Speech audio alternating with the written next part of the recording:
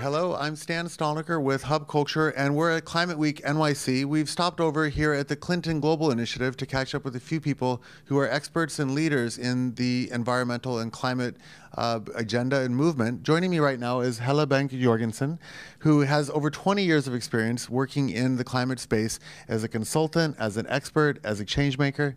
Tell me a little bit about what you're up to now and what you think about the overall movement and drift of the climate agenda at large. Well, first of all, when you say over 20 years, at that point we didn't even know that there was something like the climate and all the issues in that. So clearly it started, the environmental movement and then moved on. But I think right now we are at a point where we need to have the consumers involved. We need to have clearly the investors involved even more, business, NGOs, government. We need to have everybody around the table and actually start the movement for what we can already do now. And I think we probably also need to start looking at different business models. How can we start having a company making money without just selling more, but actually starting to look at different business models. And so like new forms of growth, essentially. New forms of growth, new forms of valuing a company.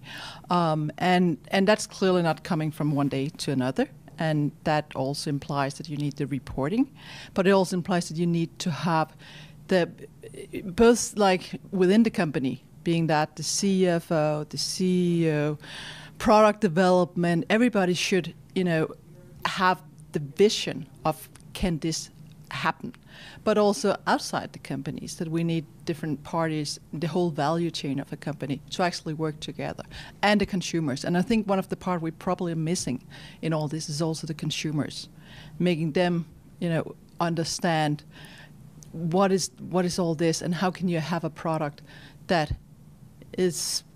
brings something positive. It's not about just using less, it's also about using the right things. So let's get down to specifics, because the whole idea of tackling the climate issue and the climate change problem is very wide-ranging and it's almost vast. And this idea of getting everybody on board and getting consensus from everybody probably isn't going to happen anytime too soon. What are the specific things that we can do now to try and move the needle for progress in this topic? What we're trying to do at the moment is actually moving it by having some few really leading, companies, leading thinkers to start having, almost calling like lifeboats from the company to start looking at what can they do, how can they make things happen, and working together. So you don't start up by saying everybody needs to do everything, but actually what can happen. And you have some good examples out there, but we just need to scale that as well. So what are some of those good examples? Well, you have the good examples that are already of Interface and what they have done in terms of cardboard, zip cars. You have a lot of the things where you think differently, saying, oh, could a business model actually look in a different way? But then clearly also the whole reporting space, and I've been in the reporting space also for a long, long time, where we also see, how the movement within companies starting to report, but also need to ensure that companies don't need to report on 20 different schemes, but they know how to report without using too much energy on just reporting, but reporting on the right, relevant, strategic issues in a way where they don't need to do it over and over and over again. So you actually have two sides of the story. One on like the products and how to do that, and one on how to report. So we've got lifeboats, we've got clear reporting guidelines, and then on the third thing you mentioned was really on the consumer side.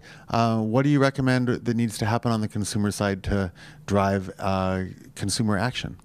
Well, it needs some kind of consumer movement, and it's already happening, but it's happening where we kind of say fair trade. We have a lot of good labels out there, but it's still like a niche. Mm-hmm.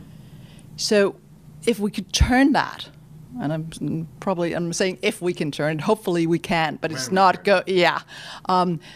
that's just normal. So it's not a niche. It's not just something that the people who have money or really want, but it's just like normal, because then you can start talking about the pricing of the products, but we need to turn that around, and that gets back to the business model. How do we get a business model where it's not a question about if you want to pay 50% more? Yes, you can get all the environmental, sustainable products, but actually perhaps the other way around, because the externalities is part of the product, and thereby the existing products might be even more expensive than they are now.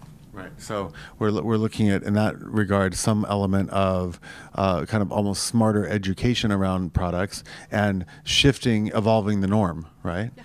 Yeah, and that's probably what we're talking about, and that's what we're all talking about this week. But we are few people talking about it, and in order to actually get it out to a lot of people, we need perhaps to stop talking about the climate, stop talking about everything else, but like that this is the norm, this is the new normal. This is the business models in the 21st century. Yeah. So it's old versus new, advanced versus unadvanced. Yeah. Say that. Okay, well, thank you very much for your insights, Helle. I'm Stan Stolliker with Hub Culture. We're at Climate Week NYC, and then, as I said, we've stopped into the Clinton Global Initiative to meet with experts like yourself. Thank you so much for joining us. Thank you.